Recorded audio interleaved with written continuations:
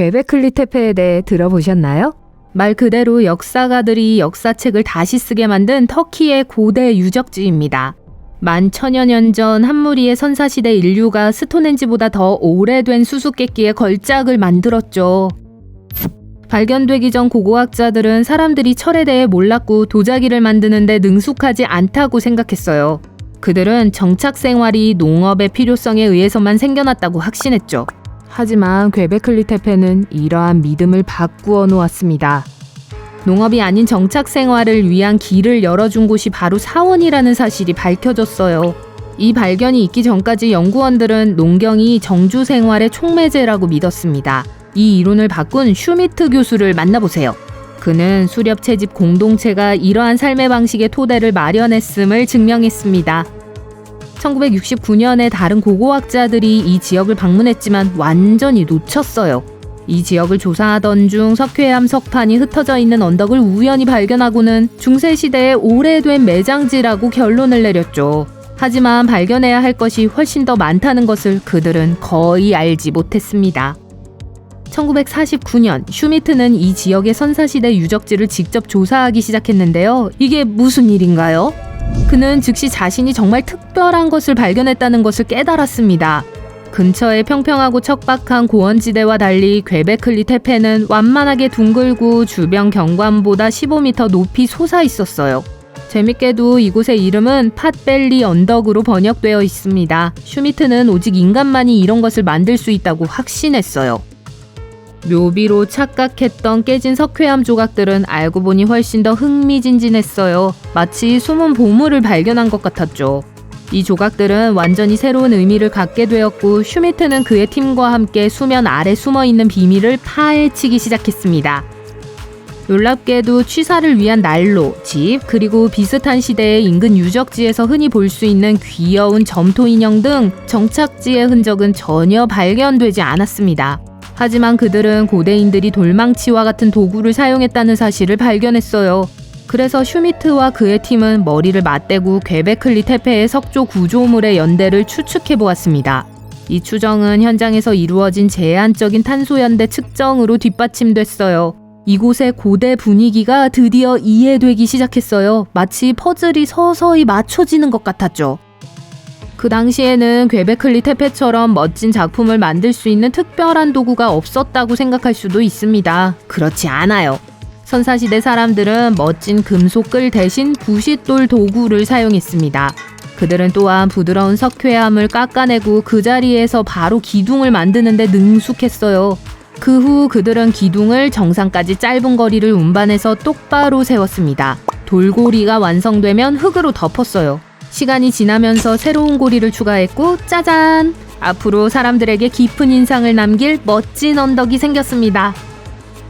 발굴 첫 해의 연구팀은 야생동물의 뼈 15,000개를 수습했습니다. 이 사람들은 애완동물을 기르거나 식량을 직접 재배하지 않았어요. 그들은 야생동물을 사냥하여 식사를 해결했습니다. 하지만 이곳에 농사를 짓는 데 필요한 모든 것이 갖춰져 있었기 때문에 상황은 곧 바뀌기 시작했어요. 과학자들은 이들에게 가축화할 수 있는 야생 양과 야생 곡물이 있었다고 말합니다. 그리고 그거 아세요? 불과 약 32km 떨어진 곳에서 유전학자들은 선사시대 마을에서 세계에서 가장 오래된 가축화된 밀 품종의 증거를 발견했습니다. 이 놀라운 발견은 우리가 문명을 바라보는 시각을 완전히 바꿔놓았어요. 과거의 전문가들은 사람들이 신전을 짓고 복잡한 사회를 발전시키기 위해서는 농사를 짓고 한 곳에 정착하는 방법을 배워야 한다고 믿었어요. 그런데 말이죠. 슈미트의 연구는 이러한 생각을 뒤집었습니다. 그는 이러한 놀라운 구조물을 건설하는 데 투입된 엄청난 노동력이 실제로 선진사회 발전의 발판이 되었다고 주장해요. 즉, 농업 이전의 사회와 문화의 변화가 일어났다는 거죠. 슈미트는 퀘베클리 테페에 대해 흥미로운 가설을 세웠어요. 그는 이곳이 사람들이 사랑하는 사람을 떠나보낸 특별한 매장지였을 것이라고 생각해요. 이 매장지는 영적인 영역의 신들을 상징하는 화려한 조각상과 상징물로 장식되어 있었어요. 퀘베클리 테페가 신성한 장소로 사용되었을 수 있다는 생각은 전체 이야기에 또 다른 복잡성을 더합니다. 이 유적지의 진정한 목적은 아직 밝혀지지 않았지만 슈미트의 통찰력은 삶과 내세 사이의 심오한 상호작용과 고대 수렵 채집 사회가 죽은 조상에 대해 가졌을 깊은 경외심을 생각해보게 해요. 이제 괭베클리 테페를 지배하는 매혹적인 T자형 기둥인 쇼이스타에 대해 이야기해볼게요. 이 신비로운 구조물은 높이가 3에서 6m 정도이며 대부분 양식화된 인간 형상을 나타냅니다. 하지만 그 중에서도 눈에 띄는 것은 입체적인 사자 부조인데요. 이 묘사는 우리의 상상력을 자극합니다. 왜 그럴까요? 신석기 시대 사자가 아나톨리아를 돌아다녔을 가능성을 암시하기 때문이죠.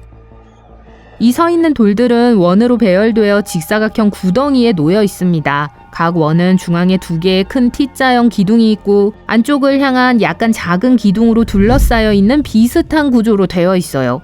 스타일리쉬한 배열이 아닐 수 없죠.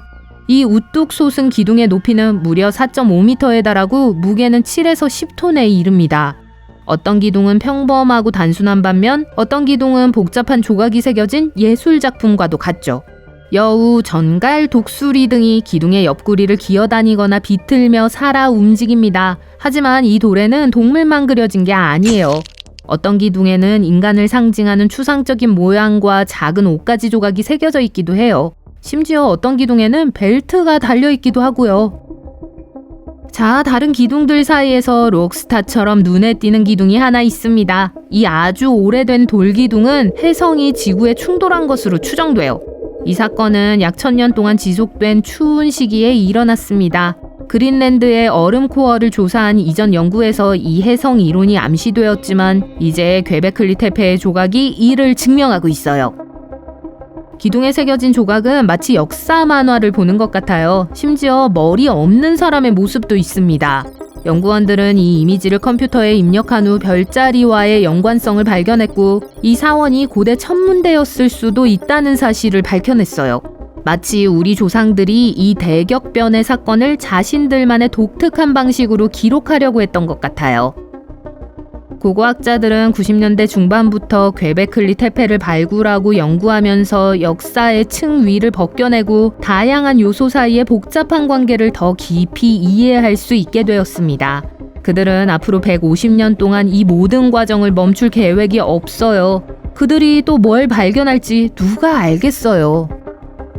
괭베클리 테페는 생활활동의 흔적이 전혀 없는 제의 장소로만 분류되어 왔습니다. 물이 없기 때문에 반정주형 공동체를 지탱할 수 없다고 믿어왔죠.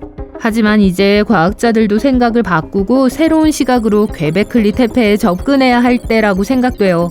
이전에 믿었던 것에 의문을 제기하고 새로운 증거와 다른 사고방식을 사용해야 할 때예요. 예를 들어 이 지역에 항상 한 곳에 머물지 않았던 사람들이 있었을 수도 있어요. 그들은 약간의 이동을 했지만 여전히 그들만의 문명을 가지고 있었고 반정주적으로 그 지역에 살았습니다. 괭베클리 테페는 단순히 하나의 사원이 아니라 20개가 넘는 고대 건축물이 모여있는 놀라운 곳이에요. 고고학자들은 이 경이로움의 깊이를 파헤치면서 각 시설의 중심부에 2개의 눈에 띄는 초점이 있고 작은 구조물과 벽으로 구분된 독특한 레이아웃을 밝혀내고 있습니다. 더 놀라운 건 이 지역에는 좁고 가늘어지는 기념물인 오벨리스크가 200개가 넘는다는 사실이에요.